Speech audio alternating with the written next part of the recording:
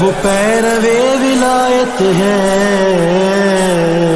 علی ولی اللہ، علی ولی اللہ، علی ولی اللہ، علی ولی اللہ، علی ولی اللہ، علی ولی اللہ، علی علی علی علی أشهد أن علي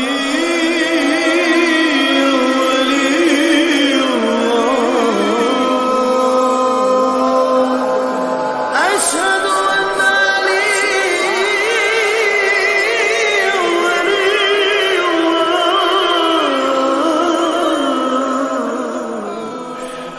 ولایت ہے، وہ پیروے ولایت ہے، علی ولی اللہ، علی ولی اللہ، علی ولی اللہ، علی ولی بسم اللہ الرحمن الرحیم۔ مرکز ولایت علی پاکستان سندھ کی جانب سے حق کی آواز پروگرام کا آغاز ہو چکا ہے۔ اس پروگرام میں ہم آپ کے سوالات کے جوابات مرکز ولایت علی پاکستان سندھ کے علماء خطبہ بورڈ کے ممبران سے فرمودات معصومین، قرآن کی آیات جو تفسیرات محمد و آل محمد کے ہیں ان میں سے لیتے ہیں۔ آئیے ہم اپنے پروگرام کا آغاز کرتے ہیں۔ آج ہمارے ساتھ نوجوان خطیب علامہ محمد ذکی رضوی صاحب ہیں۔ علامہ صاحب، میرا آج جو ہے آپ سے ایک کوشچن ہے۔ کچھ دن سے جو ہے وہ سوشل میڈیا پہ کچھ چیزیں وائرل ہوئی تھیں جس میں باطل ولایت کو رائج کرنے کے لیے باطل ولایت کے جو باطل رہبر ہیں، جو اپنے آپ کو رہبر کہلاتے ہیں، ان کے لیے انہوں نے اتنے حد تک گر گئے کہ فرمودات معصومین، حدیث رسول اکرم صلی اللہ علیہ وآلہ وسلم کو من گھڑت ایک کہانیاں بنا کے اور ان کے طرف جو ہے وہ پیش کیا ہے۔ تو اس کے متعلق تھوڑی سی آپ روشنی ڈالیں۔ بہت بہت شکریہ آپ کا کہ آپ نے دوسری دفعہ ہمیں پروگرام میں دعوت دی۔ جس طرح سے آپ نے سوال کیا، اس کا جواب میں علامہ اقبال کے ایک شعر سے شروع کرتا ہوں۔ علامہ اقبال کہتے ہیں کہ تقلید کی روش سے تو بہتر ہے خودکشی۔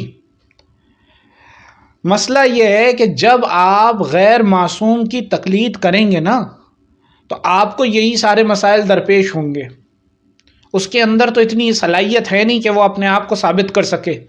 آپ ہی کو ڈھونڈنا پڑیں گی، اس کے لیے حدیثیں گڑھنا پڑیں گی، اس کے لیے روایتیں اور حدیثیں گڑھیں، روایتیں گڑھیں، اور پھر آپ اسے رسول اللہ سے جوڑیں۔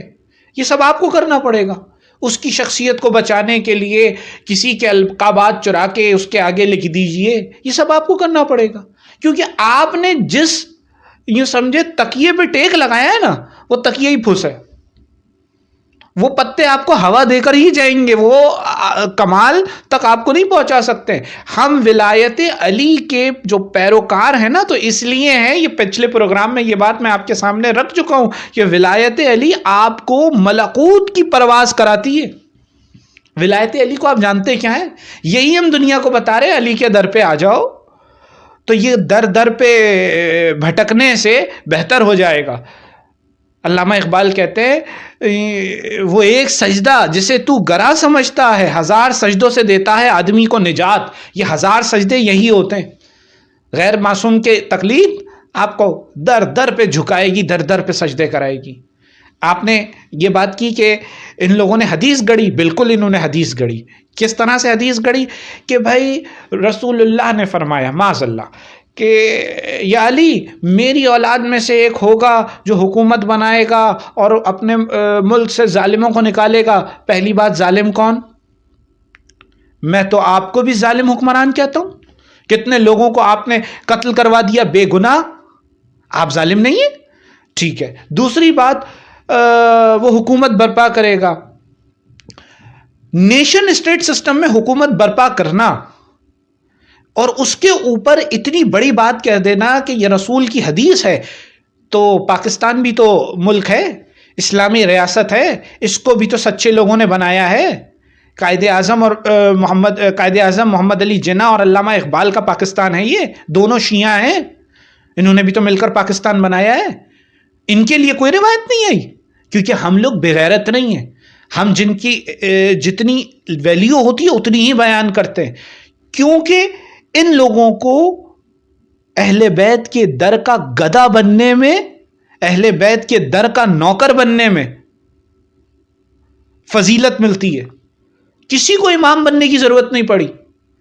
محمد علی جناح کون تھے؟ جناح کے نام سے واضح ہے کہ اہل بیت نے یہ سمجھیں کہ اہل بیت کے رہوار ذوالجناح کے قدموں سے ان کی دادی نے مانگا تھا. یہاں جو سچا عقیدہ رکھتا ہے نا، وہ اہل بیت کے در پر یوں سمجھے اپنی جبی کو رگڑتا ہے. علامہ اقبال کا عقیدہ دیکھیے تو کیا کمال عقیدہ ہے کہ بی بی فاطمہ تو زہرا، اگر مجھے اسلام یوں سمجھیں پابند نہ کرے تو میں بی بی فاطمہ زہرا کے قبر کا طواف کروں اور ان کی قبر سے اٹھا کر مٹی بناؤں اور اس سے تسبیح بناؤں اور پھر اللہ کا ذکر کروں اس کے اوپر. یہ عقیدے ہیں. تو ہم یہاں پر نوکر ٹھیک ہیں، ان لوگوں نے ہمیں بتایا ہم نوکر آل محمد ہیں، ہم آل محمد کے در کی نوکری کرنا چاہتے ہیں. آپ کے والوں کو امام بننے کا شوق ہے، اس لیے کہہ رہا ہوں تقلید کی روش سے تو بہتر ہے خودکشی. کیونکہ امامت کے لیے اب آپ ثابت کرتے چلے جائیں، جھوٹی حدیثیں گڑے. حدیث آگے چلتی ہے تو کیا فرماتے ہیں یہ نعوذ باللہ جھوٹی حدیث کہ پھر اس کے بعد میرا ایک اور بیٹا ہوگا اور وہ اہل خراسان سے ہوگا اور وہ حکومت کو سنبھالے گا اور یوں سمجھیں کہ اس کا ایک ہاتھ اپاہج ہوگا. بتائیے، یہاں پر سارے مسلمانوں کو رسول کہہ کر گئے ہیں کہ بکرا بھی خریدو تو کیسا خریدو؟ بے عیب. تقلید نے یہاں پہنچا دیا کہ امام بھی بناؤ تو اپاہج. اب بتاؤ جب اپاہج امامت کر رہے ہوں گے تو پھر آگے تو بس میں اس سے زیادہ نہیں بولوں گا. بات یہی ہے کہ یہ حدیث نہیں. تیسری بات اسی حدیث سے نکالتے ہیں، اگر یہ بات موت و زندگی اللہ کے ہاتھ میں، اگر یہ خامنہ آج مر گیا اور اگلا ولی فقی بنا تو اس کے لیے بھی کوئی حدیث موجود ہے؟ باطل ولی فقی، اس کے لیے بھی کوئی حدیث موجود ہے یا وہ اس ٹائم گڑھو گے؟ یا اس کا کوئی پتہ ہے کہ اب کون بنے گا؟ تو بس یہی ان کے جھوٹ کے ثبوت ہے.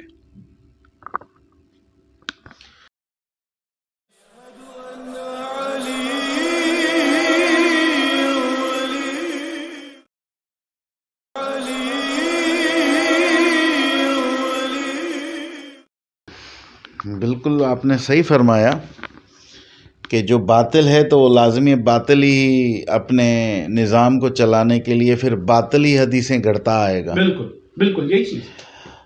اب ایک ان کا نام نہاد ایک ایجنٹ ہے جس کو میں تو ایجنٹ بولوں گا کیونکہ اسی کے بقول اسی کی ویڈیو ایک سوشل میڈیا پہ وائرل ہوئی ہے کہ بھائی جو خمس ہم اکٹھا کرتے ہیں اس کو 60-40 کے تحت ہم اپنے باطل کے طرف بھیج دیتے ہیں. بالکل کیونکہ اسی کی اپنی ایک من گڑت ہے. کوئی مرکز ولایت علی پاکستان اس کے اوپر الزام نہیں لگا رہی، اس کی آج بھی سوشل میڈیا پہ اپنے آواز اپنی ویڈیو پڑی ہے کہ ہم 60-40 کر کے اور بالکل کیونکہ یہی تو ہم رونا رو رہے ہیں کہ ان کی آڈٹ کرائیں، ان کی جو ہے وہ اکاؤنٹس چیک کریں تاکہ پتہ چلے، حقیقت یہ ہے، تاکہ پتہ چلے کہ کیسے غریب سادات کا حق یہ چھین کے اور اپنے باطلوں کو جمع کر رہے ہیں، جمع پہنچا رہے ہیں. اب اس نام نہاد جو کمال دیکھیے، یہاں ایک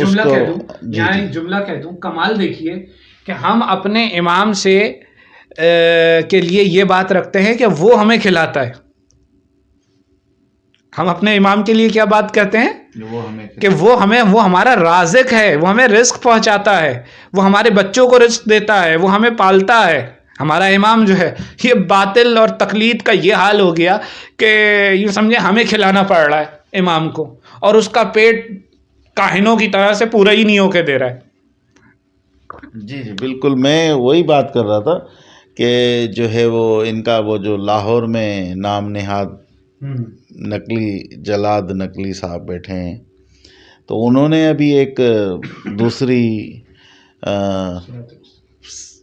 بات یعنی ایک وائرل کروائی کہ سوشل میڈیا پہ اس کی ہوئی ہے کہ معاذ اللہ نعوذ باللہ کہ صراط مستقیم جو ہے وہ ان کا بڑا باطل جو تھا جی وہ ہے، تو اس کے متعلق بھی تھوڑا آپ بتا دیں۔ نعوذ باللہ، دیکھیے یاد رکھیے، جس کسی نے بھی ایک چیز ہمیشہ یاد رکھیے، اسلام جو ہے ہمیں کس کے در سے ملا ہے؟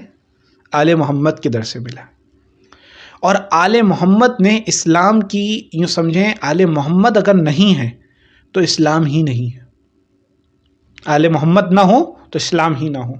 جس کسی نے بھی اسلام کے نام پر حکومت بنائی ہے نا، اس کو ایک بڑا مسئلہ یہ ہوتا ہے کہ اپنے لیے حدیثیں بھی گڑھے، اور کم سے کم اگر حدیثیں نہ گڑھے تو اپنے آپ کو نائب رسول کہے یا نائب امام کہے۔ یزید نے کیا کہا تھا بھائی؟ کیا اڑا تھا یزید نے؟ ابے رسالت، اور امام حسین سے کہہ رہے ہیں کہ آئیے بیعت کیجیے، یعنی اپنی حکومت کو اسلامی حکومت بنانا چاہتا تھا یزید، کہ ادھر امام حسین نے ہاتھ رکھا تو پھر کیا ہوگا؟ اسلام بھی آ گیا، امامت کی یوں سمجھیں کہ حامی بھی آ گئی حکومت کے لیے، وہ بن گیا خلیفہ مسلمین۔ امام حسین نے نہ سر دے دیا، ہاتھ نہیں دیا۔ تو ایسا ہی ہوتا ہے جب بھی کوئی باطل اٹھتا ہے نا، غیر معصوم اٹھتا ہے اور اسلامی حکومت برپا کرنے کی کوشش کر رہا ہوتا ہے۔ میرے بابا کا شعر ہے، میں آپ کو سناؤں، بس یہی کربلا کا حاصل ہے، بس یہی ہے غدیر کا پیغام، غیر معصوم ہو نہیں سکتا سربراہ حکومت اسلام۔ غیر معصوم ہو ہی نہیں سکتا اسلامی حکومت کا سربراہ۔ بہرحال انہوں نے بنانے کی کوشش کی، اب جب بنانے کی کوشش کی ہے تو اب اسے صراط مستقیم کہہ رہے ہیں۔ صراط مستقیم میرے مولا متقیان علی ابن ابی طالب کا لقب ہے۔ ہم ہر نماز میں ہر مسلمان جو دعا کر رہا ہوتا ہے پر اہدنا الصراط المستقیم، پروردگار مجھے سیدھے راستے کی طرف مائل کر، ہدایت کر، وہ مولا علی کی ذات ہے۔ رسول اللہ نے کہا، علی فی القرآن میں اس آیت کی ذیل میں یہ حدیث موجود ہے، اور یہ صرف ہمارے نہیں، برادران اہل سنت کے یہاں بھی موجود ہے۔ علی شان علی بر زبان نبی، اس میں بھی یہ حدیث موجود ہے۔ تو بہرحال یہ بات واضح ہے کہ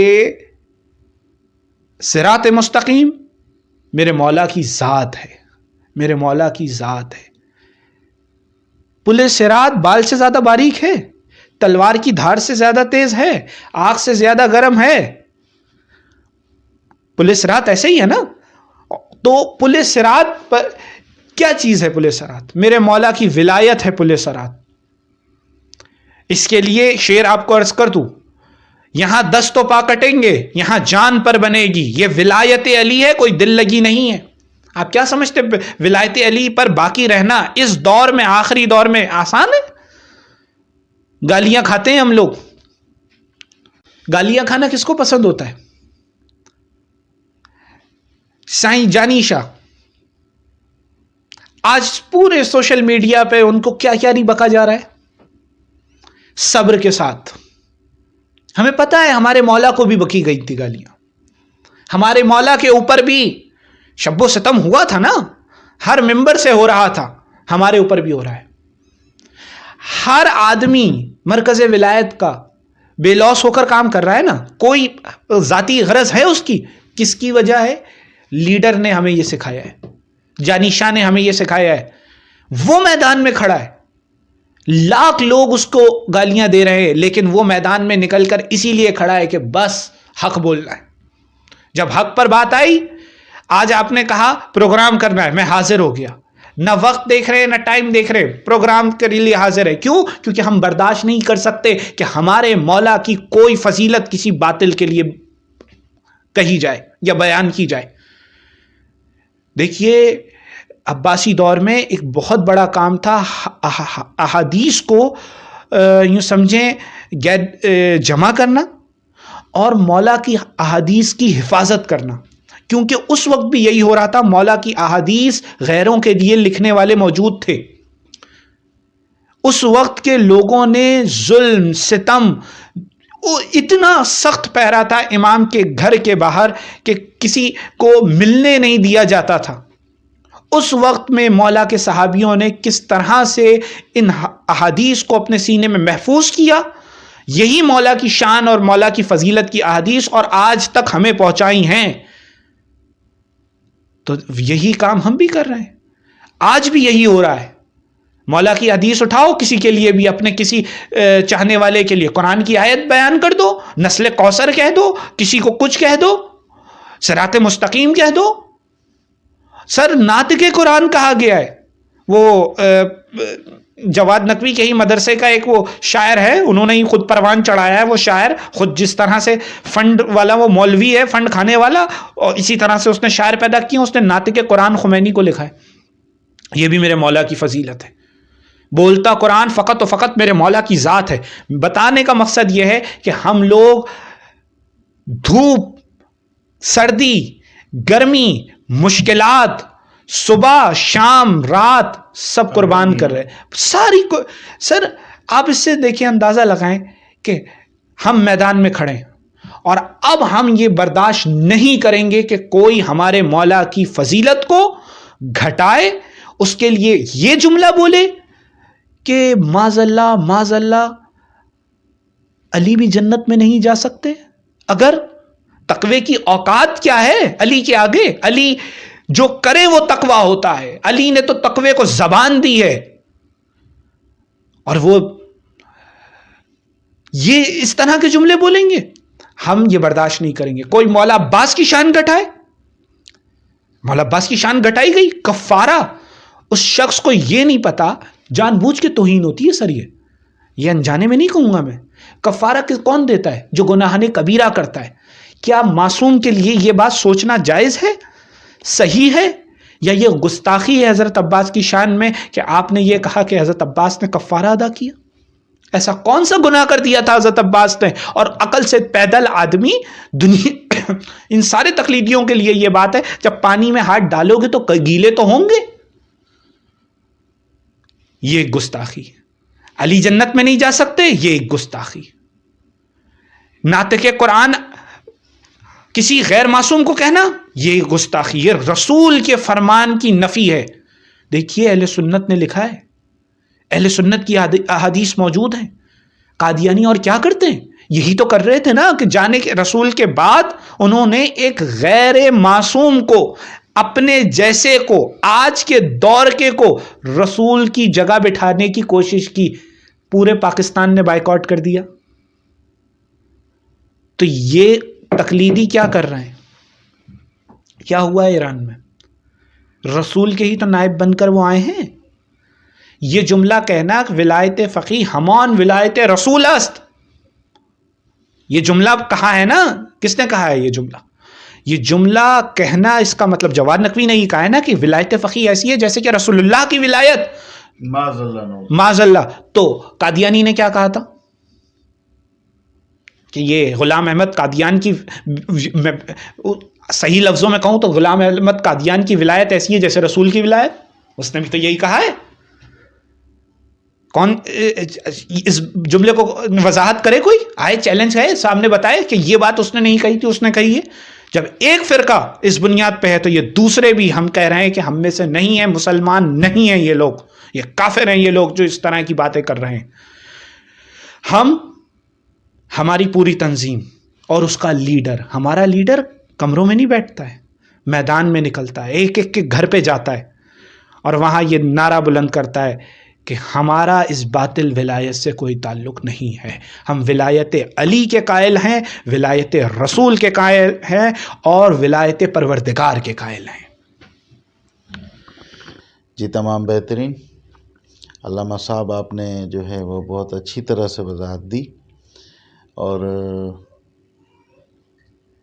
میں ہمیشہ کی طرح جیسے پروگرام کی اختتام میں بولتا ہوں کہ اس پروگرام کا نام حق کی آواز اس وجہ سے رکھا گیا کیونکہ حق یہی ہے جو 18 ذی الحج کو اللہ نے رسول اکرم صلی اللہ علیہ وآلہ وسلم کی زبان سے من کنت مولا فحزن علی مولا کی جو صدا بلند کی تھی، ولایت امیر المومنین علی علیہ الصلوۃ والسلام کی جو صدا بلند ہوئی تھی،